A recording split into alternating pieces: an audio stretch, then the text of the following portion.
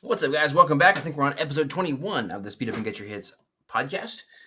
My name is Billy with SpecTrain. As always, I've got with me Nick Young from Velox Training Group and Brennan from Vortex Edge. Thank you guys for being back with us. It's just a podcast about shooting and getting better. Some guys like to shoot and teach others how to shoot and help folks get better. And so we hope these conversations are educational. Fellas, we've got just kind of a boys only episode again, just us tonight. Nothing, no huge topics, but we've got a few things we're gonna be talking about that hopefully are gonna be interesting to some folks. But what's up? How's it going? What you guys been up to? Man, a lot of shooting. I basically have shot every day for like the last 3 weeks. Um, probably gonna need to cut that out here before long because I don't think I can afford it unless I send around like a GoFundMe or something like that. But Uh-huh. been working on something kind of specific. We can kind of save this for the main topic if you want to, or we can Sure. talk about it afterwards. But the thing that I've been doing is trying to add the pressure, or the same type of pressure that I feel at matches, right? I think a lot of people, when they go to the range, they feel super comfortable. Um, and then you go to the match and you shoot a little bit differently than you do at home. So trying to add that match, quote unquote, match pressure is what I've been trying to do. Hmm. Um, and the way that I've been doing that is literally just shooting until I start to feel those like diminishing returns, and then trying to push on and trying to focus through all that stuff. I don't know about you guys, but when I start to feel like that at a range, it's kind of like, all right, this is somewhat like, a match kind of feels. It feels uncomfortable. Um, and then so like trying to make myself push through that, like, hey, I'm tired. I really don't want to do this right now. Maybe the give a shitter is starting to fall off because I'm tired or whatever. And then trying to push through that and execute at my current level is what I've been trying to do a lot of lately. Yeah, I dig that a lot. That was one of my big takeaways for me when I first started shooting majors specifically. Because around here, like especially some of the better run matches, right? Like we were talking about recently, like you go show up, you got a couple people on your squad, maybe you shoot from like 10 in the morning until like 1:30 and you go home, right? Or like something like that. Like sometimes even quicker than that. And then you go shoot a major and it's like, all right, now it's time to shoot 12 stages in a day. We're gonna start at like I got to get there at like 7:30 in the morning, and I'm going home at like 5 or something like that, right? And but man, you start off pretty gangbusters first thing in the morning, and then after about 8 stages, then you start running out of gas sometimes, right? And so I think I used to have a mentality that's still kind of taught and pretty popular in the training circles. Some training circles, just like, man, like some days when you're just like not feeling it, like you just need to just go home. Like don't worry Hmm. about it. Like you're just wasting time on the range, that kind of thing, right? For me, it's like anymore, it's kind of the exact opposite. It's like if I get to the range after a long day at work or whatever it is, and I'm starting to feel like really tired, and I just like don't really want to be there. That's when I kind of get excited. Like, okay, now this is when the real work happens. Like Hmm. now it's time to like not want to be here, but or not feel like being here, and still try to see if I can execute this process that I supposedly have that allows me to execute on demand. Right? Let's see if we can still execute at a super high level, even though I don't feel like it. Right? Hmm. And that's huge. I think it's super important for sure. That's that whole thing with like on-demand performance, right? That's so popular to talk about. And Yeah. as a competitor, you want to be able to tap into that high level of skill at any time, right? But like I know all three of us, we all feel super strongly about carrying a gun every day as well.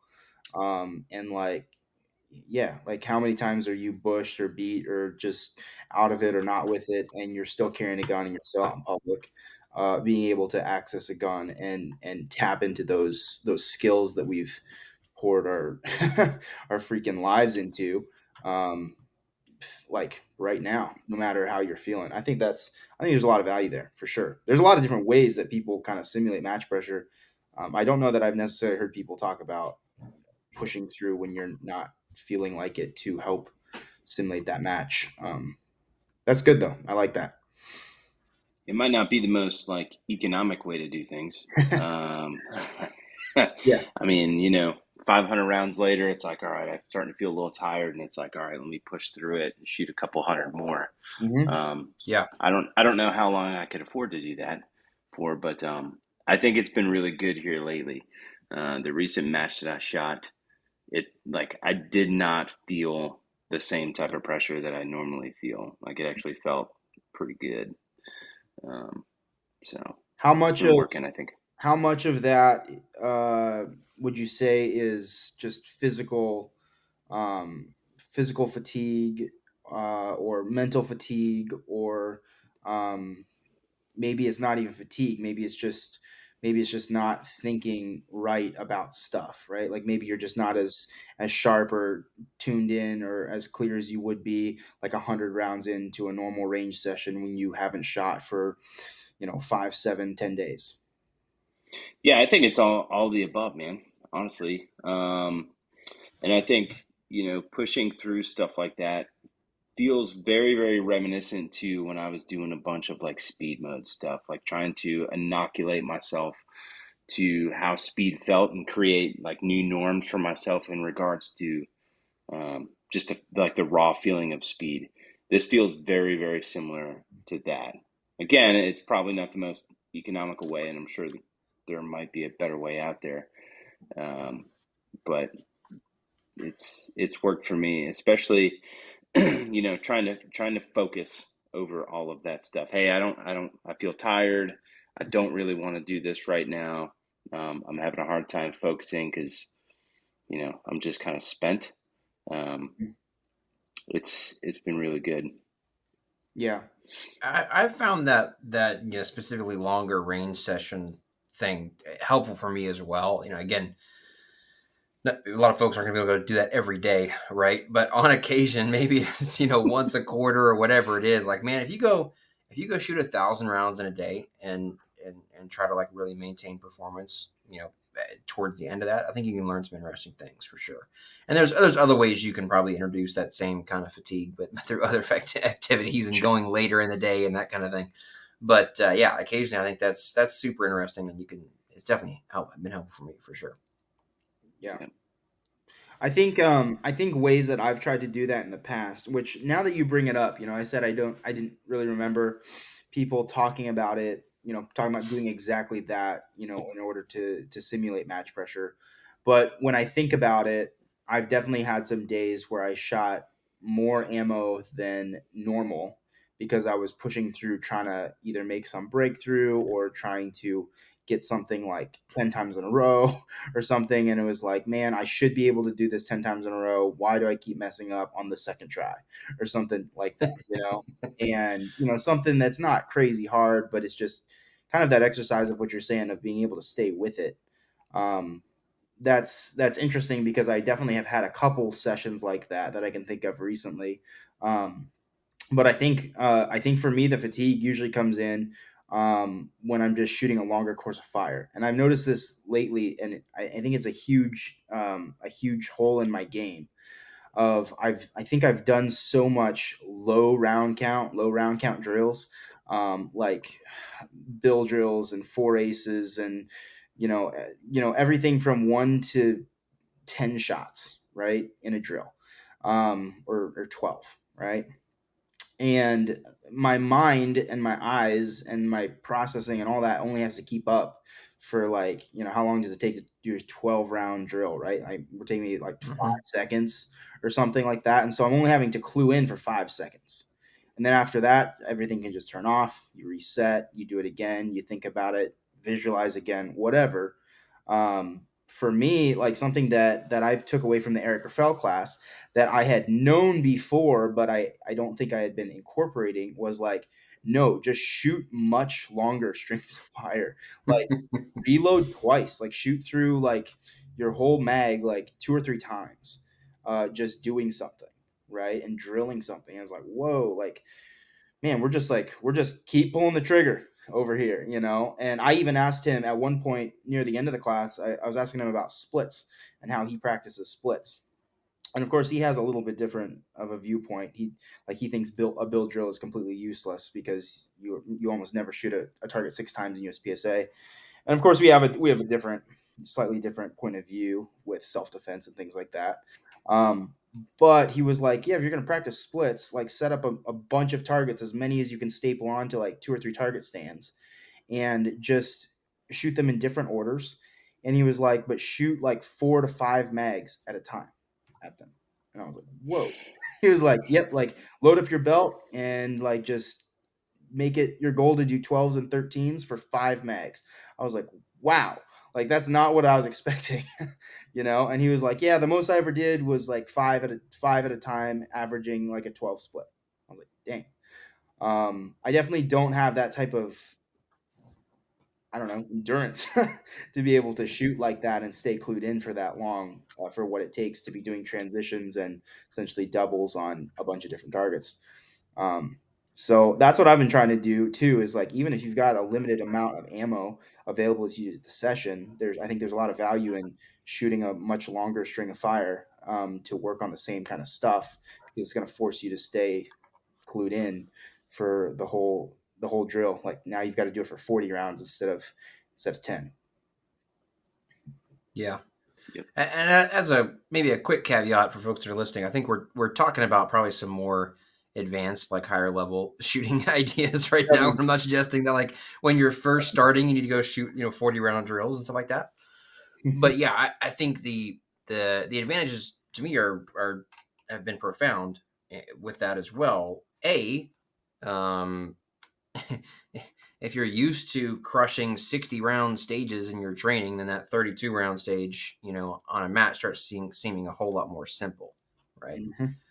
But also it's a great way for training because the kind of mental focus that's required and the way that you're thinking through a stage, if you will, on a USPSA stage as an example, is very, very different from shooting like track the A zone as an example. Like that is a very, very different mental exercise.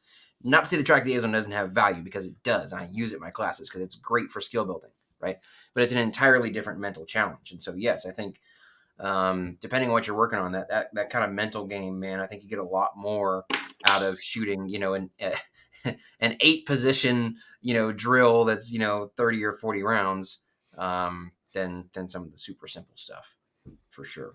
There's a And I lot of think I benefits. think it's important too, like for some people listening, like you say, 8 position drill. Like that doesn't mean like you guys need to go set up like a freaking huge field course. Like a Yeah. lot of the times, what I'll do, like I'll just have like 5 or 6 targets, set up barrels, couple barriers here or there, and then, dude, I'll Mm-hmm. engage stuff 2 and 3 different times. Yes. But Yes. I'm trying to figure out like the order that I want to go beforehand, where my reload's going to be, like just like a stage. Like you don't Yes. need a super elaborate setup. Mm-mm. Just set shit out in random places, put up some visual barriers, and then engage them in a specific order. Yes. Yeah, I mean, for the most part, you can just you don't even really have to think about it when you're setting it up. I mean, like you said, if you have Yeah. a few more targets, like 8, 10 targets, whatever, that's great. But just throw some targets downrange, and then just have like a stack of cones and a couple of vision barriers you can move around, and just create spots with cones or sticks on the ground or whatever it is, Mm. and some vision barriers to work around, and you can shoot all day without ever shooting the same thing twice off of those same 8 targets without having to move targets really. Yeah, And I've so yeah, said just I've gotta said get creative with it. I've said for a while that I feel like you can get almost all the training that you really need out of like 2 to 3 targets. So like either like 2 paper and a steel, or 3 paper. Like, man, that, I don't know. I almost never set up more targets than that, mostly because I'm lazy. I don't want to put it all away. But like I'll get out 2 or 3 targets and shoot it. I can shoot it a million different ways. And it's not like I run out of things to practice because I only have 3 targets or only have 2 targets. I think it is important to have more than one, definitely. But yeah, there's a lot of different ways you can shoot 3 targets for sure. Yeah, I Yeah, mean, dude, I like to have at least 4, me personally. Mm. But yeah, I mean, it doesn't, like you said, it doesn't have to be like 20, Why, or anything why is crazy. But why yeah. is that? How'd you come up with that number? So I generally for me, right? Again, this is assuming I'm doing more like longer courses of fire. Mm. I'm gonna have I don't like my targets to be all at one or two distances. So I like having targets that are super far, like 35 yards. I like having targets that are super close, like 5 or 7 yards, and I like having targets that are kind of in the middle, like 15 or 20 yards, all involved in that same course of fire. So really, to do that, you need at least three, but I like having 4 or 5. But it doesn't need to be a whole lot more than that. Yep. Yeah. When I first started shooting USPSA, the range I have a range at my house, but like at that time, it was like maybe 5 yards wide and 15 yards deep. Like I had Right. zero room for anything. I had one steel target and like one or two, or I had two paper stands. And so it was like two paper stands, one steel. And like I would set up barrels, in different spots. I would set up, sticks, fault lines, and just dude, I just made the most of it out of it. Um and it was super helpful, like practice entries, exits. Um, I you remember know, you doing it was what did you call it? Triple trouble? that was yeah, so that was Like like one two of the sticks main and two things. targets.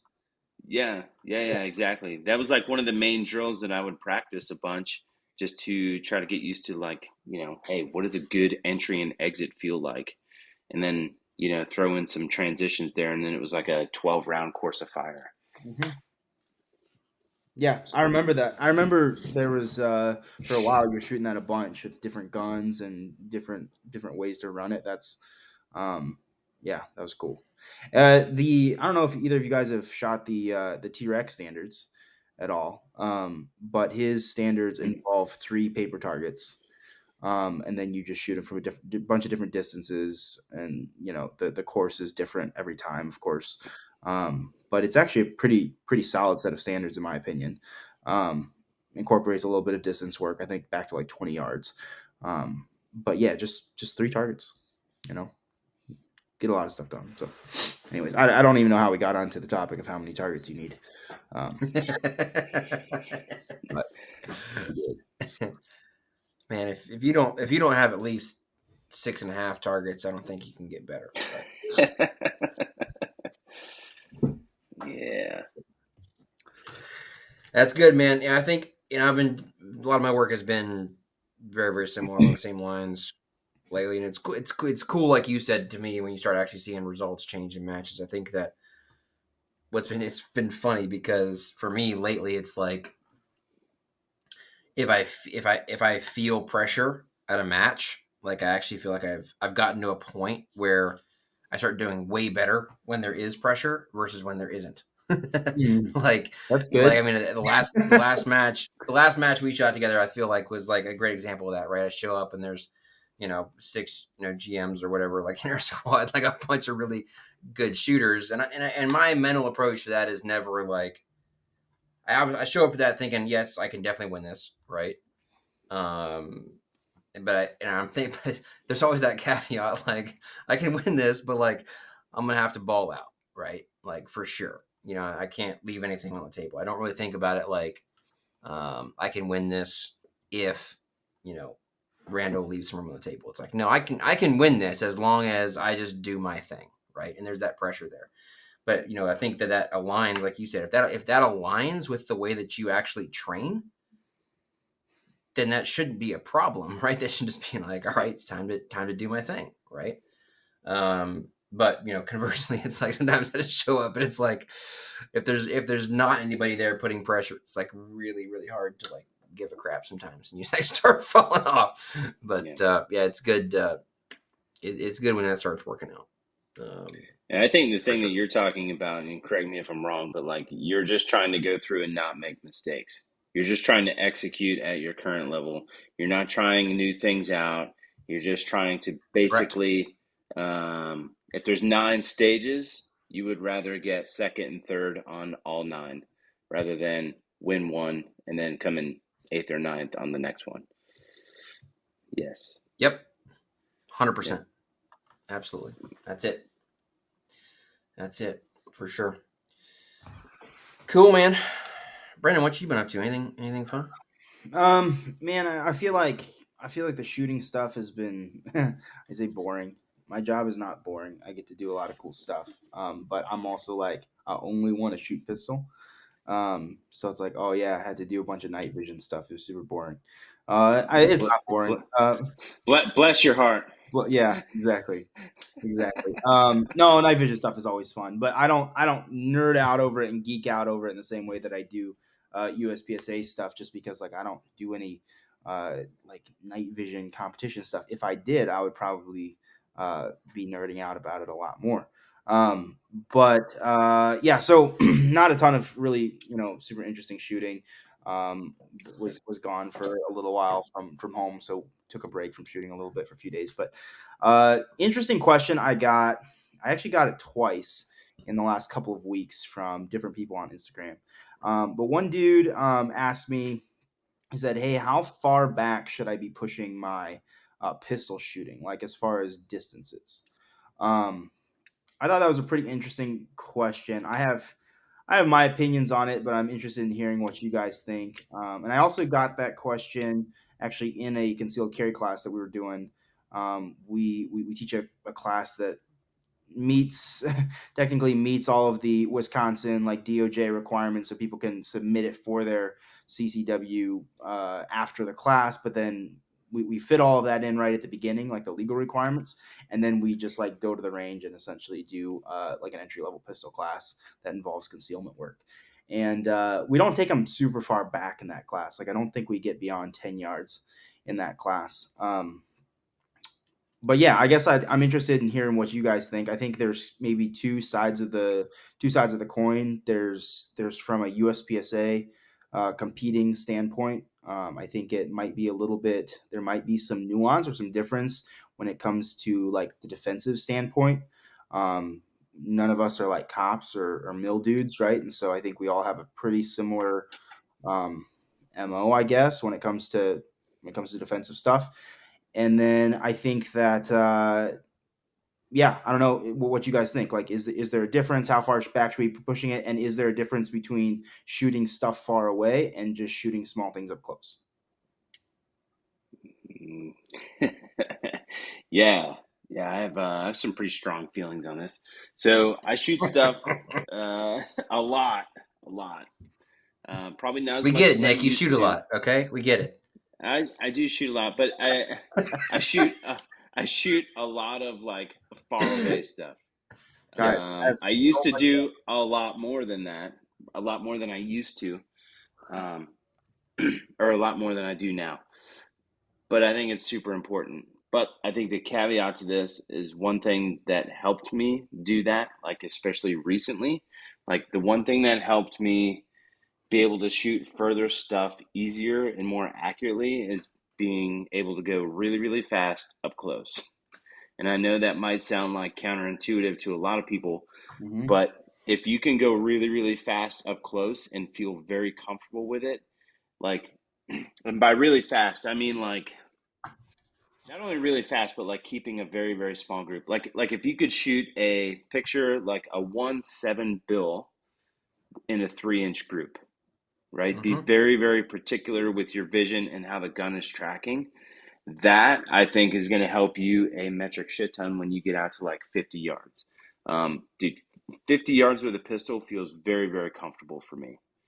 Um, the other day I was shooting doubles at like 40 and like 30 splits, like a fairly fast confirmation three. So I shoot further stuff quite a bit because I think it's fairly hard, right? Like if you push on the gun any little bit, um, it's going to be a Mike. Like it's not even going to be a Charlie. But again, I think the close, fast, nasty stuff and being very critical of of your accuracy while you're doing that stuff is the stuff that is going to help you at further distances. Hmm. Yep, I tend to agree with that. I think it's interesting. I think Nick, you mentioned you used to shoot a lot more distance stuff. I think we kind of started kind of opposite in our training mentalities, and it kind of shows a little bit in the styles, right? But like for me, definitely when I started, I had that mindset. You're talking about Brennan, where it's like, man, everything I'm training for is like inside of 7 yards, right? And so like I would say with the first probably 5 years of my training, like if I was shooting at 15 yards, like that was getting out there. That was way out there, right? In my mind, right? Not that it was difficult, right? Because I was shooting small stuff at 15 yards, right? I'm not saying I was just like trying to keep it on paper. So it wasn't like a skill issue there. It was just like all of my training was really focused on speed, Yeah. um, up close for sure. But I found exactly what you did, Nick, which is like, man, if you can do that, like the distance stuff is not it comes pretty easy later on.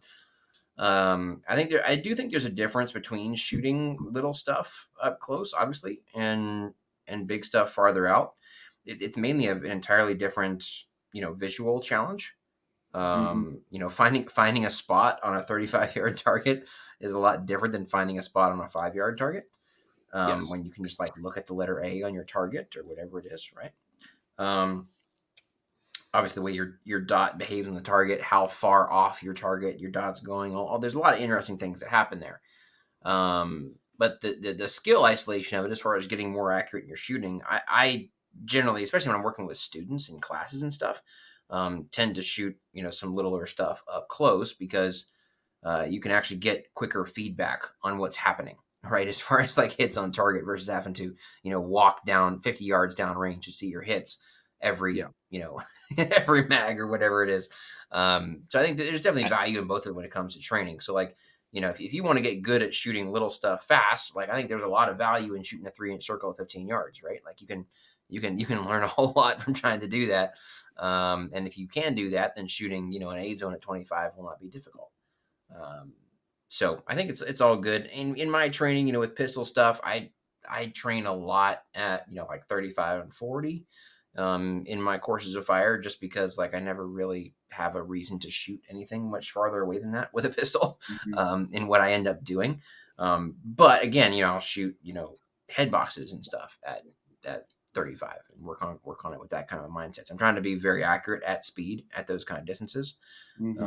And that's kind of what I do with it. But I don't think there's necessarily a right answer. I'm not going to say, hey, this is the distance you should be shooting at in your training or anything like that. Man, like based upon whatever you're comfortable with right now, push it a little bit farther than that and work on that. And once you get comfortable, push it a little bit farther, and keep getting better is always my mindset. There's no such thing as good enough or far enough or fast enough or accurate enough. I'm just looking for new ways to improve performance for sure. Yeah. yep. Nick, were you going to say something? I forgot. Go ahead. Okay. Yeah. So I think, yeah. So I definitely, we'll tackle the small stuff up closer, bigger things far away first, right? Like, I think, I don't think they're the same, like you guys, right? Like, I think that Billy, I think you're spot on with the vision part of how much of the target you can clearly see. Like, my eyes, I don't feel are very are not seeing things very sharply, like past, like, I don't know, like 20 yards. I don't know, like Sure. it's not great. I know there's definitely people who can see much better, like, than I can. The other thing is, for, like what you were saying, Nick. I think when you shoot small things up close, let's say you're working on a USPSA target, right? And let's say you're shooting a pacer that you put in the A zone, right? Well, you can be trying to hold yourself to that pacer, but I think you can lull yourself into a false sense of security when you miss the pacer by like this much, and you go, "Oh, damn, I missed the pacer." Like, that was bad. And then you look at it, you go, "Actually, I'm dead center in the A zone still."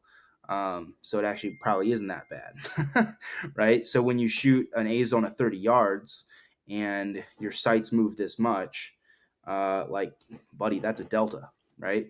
And so it's not like just another alpha, it's a delta. And as much as you want to hold yourself to that higher level of accuracy, even though you're closer up, I think your brain can kind of play tricks on you there a little bit. That's at least what it does to me. Um, so yeah, I think they're definitely not the same. There is value to both, but just saying that you practice distance stuff by shooting small stuff up close, I don't think works. You got to do both, and you got to figure out what it looks like. Um, for so I don't know about you guys, but in matches that I've shot, I don't think I've ever seen a target farther than 40 yards. I've had some like between around like 35 plus. In fact, there's a classifier. I can't remember which one it is. I think it's called Mm-hmm. Go drill Brennan, one. maybe. Yeah. It's got two targets at 35 yards, and then it's got like strong and weak hand at 15. That one eats people's lunch sometimes a little bit, but That's like the I've shot dumbest that one ever. I've shot that one, and I've been to a couple matches where there were some pretty spicy targets depending on where you wanted to take them from. I don't know that there was a forced one, Mm. that's like 30 yards. So I kind of look at that, right, as okay, so maybe in competition, I'm never really seeing anything past like 30, 35 yards. So does that mean I should push it out to 50 so that the 30-yard targets look easy? Kind of in a similar vein as I don't necessarily need a point 0.7 or point 0.6 draw in a match usually, right? But if I'm pushing that kind of speed and then I'm landing perfect 0.85 alphas at 10 yards on a stage, that's a great thing, right? So is it the same of needing to push distance? I don't know. I don't. I guess I don't have a good answer for that. I don't think that it necessarily is. I have not seen a huge degradation in my scores because of not pushing the distance back to like 50 and 60 yards when the farthest targets I've ever seen are like 30 some yards. I don't know. That's not been a big issue to me. But then when it comes to like concealed carry stuff, I think it's and obviously two of the questions I got were specifically around concealed carry. It's like, yeah, I can hit stuff farther away with a pistol, but when I miss my sight moves this much, and it's this much on the target. It's a huge deviation on the target, and so if it's just one dude coming at me or with a gun 35 yards away, like, can I hit him? Yes, I can. If I miss, what's around him to where that would be a much more risky shot, right? Are there other people standing next to him? Like, that might change things a little bit just based off of margin of error, right? And so I think that you have to, with concealed carry, only consider those shots where beyond a shadow of doubt that you can land those things exactly where you want them, and not be taking shots farther than that. And so that's comes down to your individual skill level. I think. I think there's no harm in pushing it back. And then you get into kind of some other things with legal stuff and whether or not the person actually posed a threat. I don't mean to get into all that stuff, right? But I mean, I think that like you have to be pretty careful about considering taking those shots or walking around thinking that you're ready to take a 40, 50-yard shot with a pistol, just because it's there, right? That's my take on I it. think, dude, at the very least, you should try it, right, and see Yeah. what you can do. Like, Yeah. There's a lot that's of big great, right? takeaways. There's a lot of big takeaways from it. I think the first Yeah. one being, um, this is might be obvious to you guys, but maybe not to others. But like the further you get back from away from the target, like the more you're going to perceive movement in your dot. So like Yep. instead of that dot just lifting maybe 6 inches in the A zone, now it's coming completely off the target. So Yes. like, can you push through that and still target focus and not allow that dot to like catch your attention and then try to drive the gun back down? And I think you see that quite a bit. Like dudes will, at further distances, they'll watch the dot lift, and then because of how much movement they perceive in the dot, lifting off of the target, that subsequent shot is like underneath the target because they're trying to Mhm. push the gun back down. So I think that's a really hard one. And then, like the way you grip the gun, shooting at the further distances, like means like even more, Mhm. right? Like you said, a little bit of movement, equals a lot down on the target at Yeah. 50 or 40 or 35 or however long you're shooting. Yeah. Yeah. I know I've been So surprised by back. like deltas that I didn't call at like 40.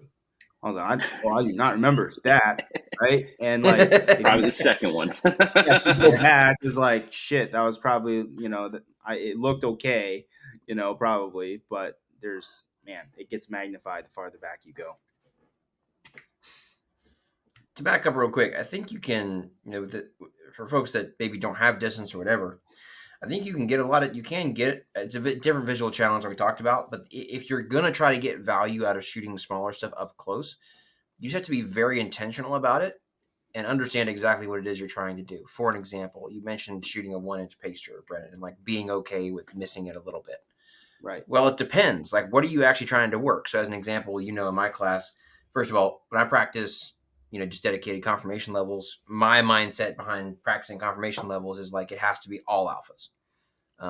Because if I'm okay with 10% Charlies in training, I'm probably shooting 20% at a match, right? So I want a system that gives me all alphas if I execute it correctly, right? So before we go train to practice at 25 yards, we practice that skill by shooting a 1-inch pacer at 5 because the math makes it the same, essentially, right? It's the same size target. Well, where guys I think get in trouble practicing that at 5 yards is actually by being okay by missing it just a little bit, especially because when you're shooting a 1-inch pacer, the size of your bullet is like huge. Yes. And so your line breaks, like you can be way off that paster and still be like touching the paster, right? And if you're even not touching it a little bit, it seems okay. You can have all your rounds touching and be way off the paster. Right. But if you take that back to 25 and shoot exactly the same way at 25 as you just did at 5, like you're not shooting alphas.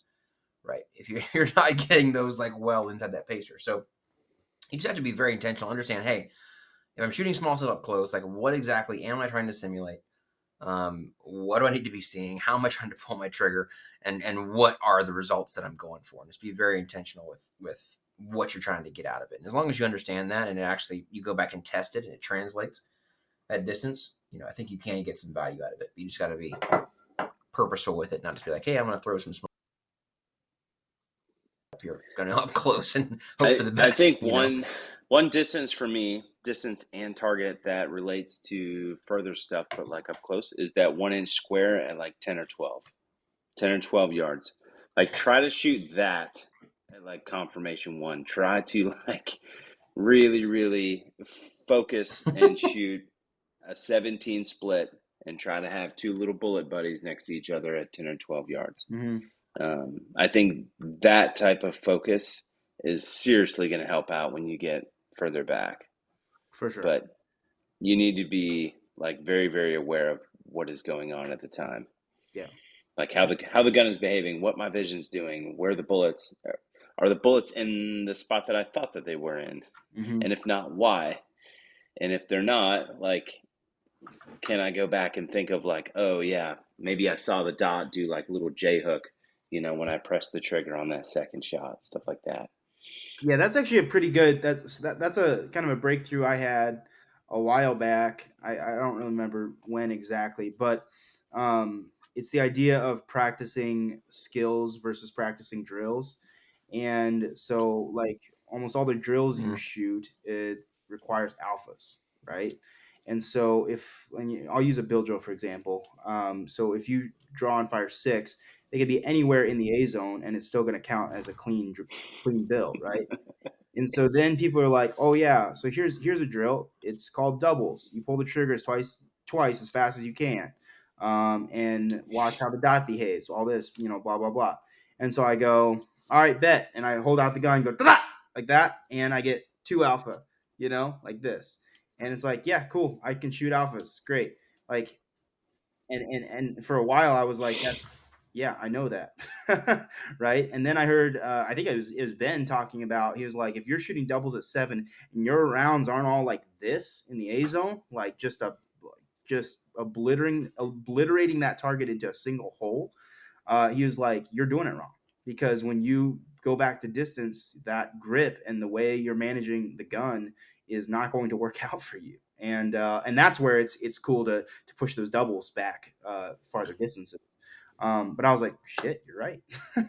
And so something I've been trying to do now is like, even on those easy targets where I know on a good day I can do a 12-13 split, going, how important is a 12-13 split on an entire ass A zone versus being confident on this 5-yard target where I only have half the A zone, and knowing I can confidently still rip aggressively on that trigger and put 2 bullet holes like this in that alpha, right? And like, there's a lot of confidence there when you know that you can engage that target still faster than everybody else can, and like you can easily stack 2 rounds in that alpha like no problem.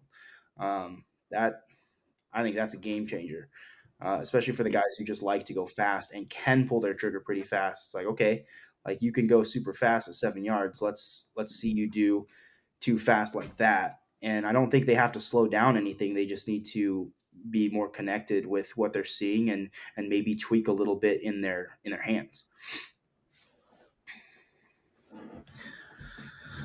Yeah, I agree with all that. All that.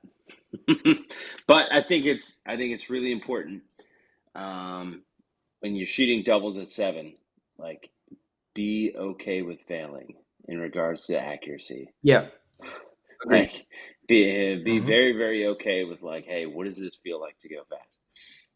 It's something like that I'm pretty passionate about, because I am not. Speed never feels comfortable. Well, I shouldn't say never. It feels a lot more comfortable to me these days, but like, speed in and of itself is something that I had to work very, very hard on to feel comfortable. And like, I inoculated myself to it. And so, you know, you have to give yourself permission to fail in regards to accuracy sometimes, to feel what speed actually feels like. It's like, I had some state troopers in a class one time, and they were like, "Yeah, man, we just came back from this driving class. We were driving 170, and on the way home, 70 miles per hour on the freeway, it felt like we can jump out and run, you know." Like, that's the feeling that you want to get, like, Yeah, 170 and still can, like, pay attention and take curves and stuff like that, and I don't have to slow down to see the stop sign. yeah, Like, stuff like that. Like, that's the type of performance that we're looking at, but you have to go fast in order to learn what that actually feels like. That certainly, way you can focus. certainly.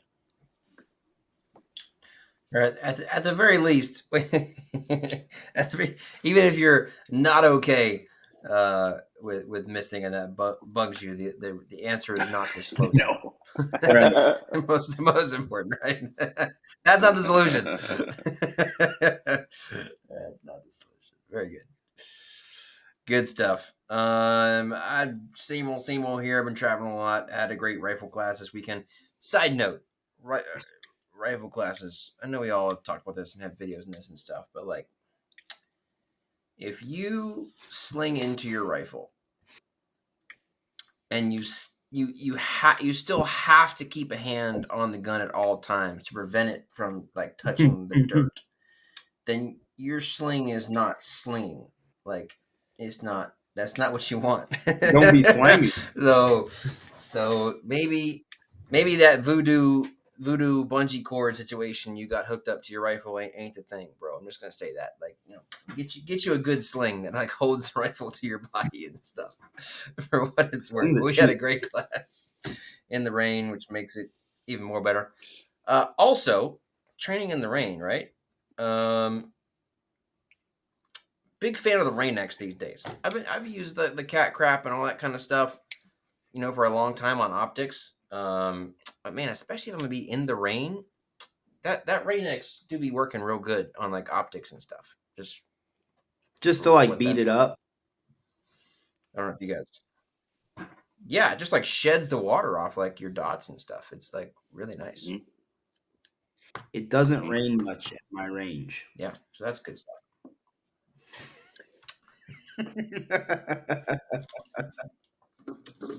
Indoor boys don't be It knowing do be about that sweaty that sometimes, stuff. but it don't be raining too much.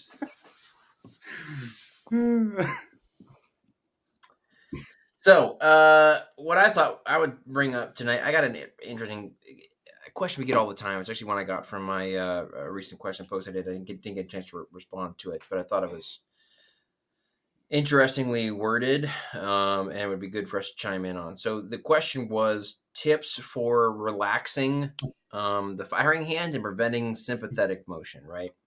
Um, Obviously, hugely important, something we talk about a lot. Um, I thought it was interesting the way it was worded because he's like, man, how do I relax my hand? And the obvious answer is, man, you just do that. You just do that. Like, you just have to relax, right? But that it's easier said than done. It's easier said than done for sure. So for those that are maybe, first of all, just a little bit of context. Obviously, one of the big issues with moving the gun when you pull the trigger is pulling the trigger with your whole hand. It's tough for folks a lot of times to isolate just moving the trigger finger by itself without moving all the other fingers at the same time. And for a lot of folks, one of the keys that helps with that is relaxing the firing hand. Talked about it before, but one of the drills that I really like, I don't know if you guys have ever done this, but something I picked up from Hwansik Kim is basically figuring out what is the least amount of tension that I can put on the gun with my firing hand and actually defining what that is.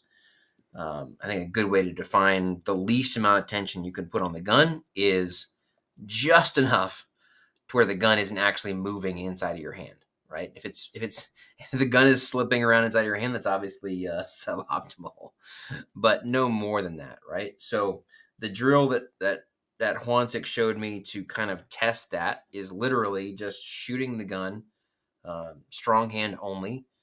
Don't even need a target. You're not trying to fight recoil. You're just pointing it down range and pulling the trigger one time. And every time you do that, you back off pressure on the gun. And you make yourself keep backing pressure off on the gun until you actually feel the gun move inside of your hand. You have to back it off enough to where you actually feel the gun start to slip inside of your hand when you pull the trigger. And then you add just enough back to where that stops happening. And you've now defined what's the least amount of tension I can put on the gun with the firing hand. And if you can hold that tension, have a good idea what that feels like, and then immediately add that support hand back on and crush the gun with your support hand without changing tension in your firing hand and start shooting, a lot of folks are really, really amazed at what happens. I've done this with students in classes, guys who just can't seem to get below 20 splits, and they're having issues with firing hand tension. We do the one-handed drill, work them all the way down, and then I tell them with no other instruction, I just tell them, slap your support hand on there. Don't change anything in the firing hand. Slap your support hand on there and shoot twice in that target, and they will literally accidentally shoot a 10 split. I've literally seen like a 10 split on the timer from guys that have never shot below a 20 before. It really is crazy how much of a difference that makes, figuring out that tension. So that's the best tip I got for folks that really have troubles relaxing on the gun. Just actually define that and use a specific process to force yourself to relax that hand. And I think you'll be amazed what happens. The other thing that I think helps folks when it comes to isolating the trigger finger is simply, and this is counterintuitive maybe, but is learning to be more aware of your sights, actually. So when you start calling it, when you pull that gun low left as you pull the trigger, when you actually are, as you're pulling the trigger, see that dot dive low left, it actually helps you identify what you're doing wrong, right? If you're just pulling the trigger a bunch and 3 or 4 times out of your string, you threw it low left and you had no idea when it happened, well, then you don't know what to fix, right? But when you actually learn to start paying attention to your sights, especially when you're shooting a dot, your dot will scream the information at you a lot better than your iron sights do. But when you start paying a lot more attention to your sights and actually working on calling every single shot and watching where was the dot when the gun went off, it gives you a lot of information on what you're doing with your hands, right, on the gun. And as soon as you start seeing what you're doing wrong happening in front of your eyes, man, it's like a light bulb clicks for folks. And they're like, oh, that's what I just did. I got to stop doing that. And it sort of eliminates that magic or that mystery, right? Where a lot of folks, when you start shooting, it's like, man, I'm pretty sure I just lined this gun up perfectly on target, and I slowly, carefully press that trigger, straight to the rear. And then somewhere in between my muzzle and the target, like the bullet fairy reached up and grabbed that thing and threw it low left. And I don't know how that happened, right? But when you actually start seeing, man, I am doing that. Sure enough, it really can be a light bulb click. So those are 2 of the best things I got. What do you, have you guys messed around with either of those, or what do you think? Something along kind of sort of the same exact lines. Like I'll dry fire bill drills. And I like to think about my shooting hand in regards to how much structure or what type of structure do I need behind the gun rather than like how do I like get my hand to like Mm. unclamp, right? Because like I think that's a common misconception. Like you do need to grip the gun, right? And if you don't grip the gun, you're not going to be able to press the trigger and isolate your trigger finger. Like one thing to prove this is like if you just held the slide, right, without any grip, holding the actual grip of the gun, and then try to press the trigger with the other hand, the grip is going to push in the direction that your hand is in. So like I think it's figuring out like how much how much you can grip the gun and what type of like what does the structure behind the gun feel like. And so I think dry firing bill drills and smacking the trigger like really hard, and I think that's going to or not isolate, but I think that's going to kind of imitate what live fire is actually going to feel like to you, Mhm. right? If you're slapping the trigger really, really hard, it's going to show you what type of structure that you need to put behind the gun to make the gun not move. And just like Billy said, like being aware of your sights, like that's the first thing that is going to tell you if you're doing it properly or not. Another big misconception I think folks have that screw with you here, right? Folks have this idea no matter what they say out loud, like you have this feeling on the inside that's really tough to get over. That man, I have got to squeeze the gun hard with my firing hand, or it's just going to bounce all over the place. I'm not going to have Mhm. good recoil control. And folks have this idea that squeezing the gun harder with the firing hand does something for your recoil control. And I'm like, bro, try shooting that gun one-handed, right? With just a fire hand only, and squeeze it as hard as you want, right? And pull the trigger and see what Mhm. happens to the gun. It's gonna jump a lot when you're firing one hand only, like it just is, right? Yes, there's things you can do there, but squeezing it harder doesn't make the gun sit flatter, if you will, or recover better with the firing hand, right? But I can take the gun in my support hand, right, and grip it properly, and without gripping it at all with this hand, I can stick my finger in there and pull the trigger, and the gun doesn't go anywhere, right? So once you get that concept out of your head too, I think it really changes folks, you know, perception of what you have to do with that firing hand on the gun in order to make it behave the way you want, which is pretty important. Yeah, I did a pretty deep dive into firing hand tension and did a lot of experimenting and Mm-hmm. sent many thousands of rounds downrange, specifically looking at this stuff before I even really started talking about it. Um, I'm sure at some point early on I probably texted Billy. I was like, "Yo, right? Check this out." But for like the longest time, it really just irritated the heck out of me that I couldn't shoot any faster than I could. And I was like, well, people are doing it, so how are they doing it? Got to figure it out. And I had to first of all, I had to be willing to just like change everything that I knew about my grip, which was uncomfortable because I felt like my grip worked pretty darn well. And I still don't think that it wasn't working well. I just think there was more to discover.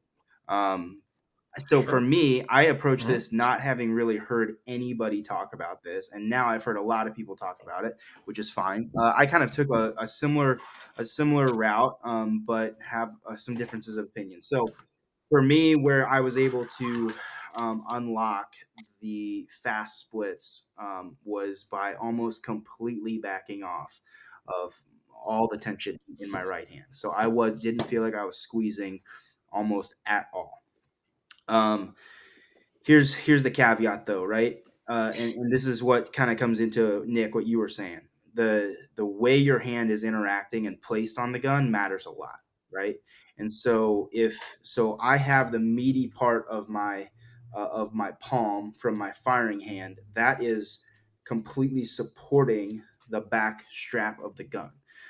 So like directly under my end plate is my palm, right? And it's supporting the gun. So as the gun gets pushed backwards backwards, it gets pushed into my hand, right? Exactly what you were talking about, Nick. If you hold the slide and push the trigger, the whole gun will move, right? Because there has to be some resistance there. And so what I have discovered was I was placing my hand in on the gun in such a way where I felt like any pressure, if at all, on the gun with my firing hand had to be front to back. So like front strap to back strap, straight in, right? And maybe a little bit up and down as well to kind of drive the webbing of my hand high. But that was it, right? What I found that I had to eliminate completely was anything that the tips of these three fingers would do to the gun. So anything that they would do coming into the gun on the side of it, on the left side, was super detrimental, right? But to mostly to moving the gun. Because if I'm backing off and I'm not allowing these fingers to be clamped on there really good, then the tension in those fingers is not preset. And so when I go to press the trigger, right, if you don't have any tension in your hand whatsoever, the tendency is to fire the gun with your whole hand, right? What I had talked to about to some people was they said, well, I mean, if you're going to do that, right, you just have to squeeze harder with your left hand. And that seemed to be the answer that most people would just tell me was like, squeeze harder, squeeze harder, squeeze harder. And I was like, look, dog, I'm squeezing as hard as I can with my left hand. And like, I hate to break it to you, but my right hand is stronger than my left. And so I can still manipulate the gun towards the left side with my right hand if I try, no matter how hard I'm squeezing with my left. And so for me, it was, and the way I break it down to people now is like, look, man, you've got to have consistent pressure on the gun with your right hand, no matter how much pressure it is. So I think some people can get away with a Yep. greater amount of pressure and still be able to run that trigger insanely fast. For me, the way it works is that doesn't help me. And so I back off the pressure more than other people do, but I make up for it with the left hand and I trap those fingers on the gun with the left hand and I don't allow them to move. And by kind of letting my hand almost go limp and just smashing them into the frame, the pressure on my left hand is doing all of the kind of the left to right movement or the left to right pressure, and that right hand is just putting a little bit of pressure front to back. But all the rest of the muscles in the right hand are just kind of chilling, right? And so for me, that was the key. And so if you were to ask me, well, how does the tension actually feel in your right hand? I would say it's almost non-existent. And I'm hesitant to tell people that. I'm actually kind of even a little hesitant to even just say that now because I don't want people to get the idea that they can just not hold on to the gun at all with their right hand, right? For me, I specifically shoot two-handed that way because I've found that my left hand can make up for any pressure that the right hand is not applying. But I know some people like maybe don't even have the strength in their left hand to do that, or it possibly doesn't work out for them just because of how they're built and the way they're wired. And in moving the trigger finger this way might be so tied to your whole hand moving or something like that to where you really do need to apply that pressure with these bottom three fingers before you start pulling the trigger. Chris Urrutia is like that. He really feels like he has to load some pressure in that pinky down there to keep it from moving, and that helps him, but it doesn't help me. So I think it's super individual. That's just how I do it. I know people do it differently, right? I had a dude tell me straight up that I was like being negligent for not holding on to the gun hard enough with my right hand. I was like, dog, when I shoot with my right hand only, like I hold on to it, but when I shoot with two hands, I have a specific method and, like it works, right? It does the splits and it does the returny thing.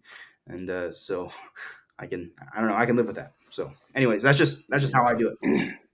Yeah, I don't know if I would be hesitant to tell people what you just said. Like you said, like I think the biggest thing that people should take away from the three of us talking about this exact thing is like, brother in Christ, you need to go explore this on your own.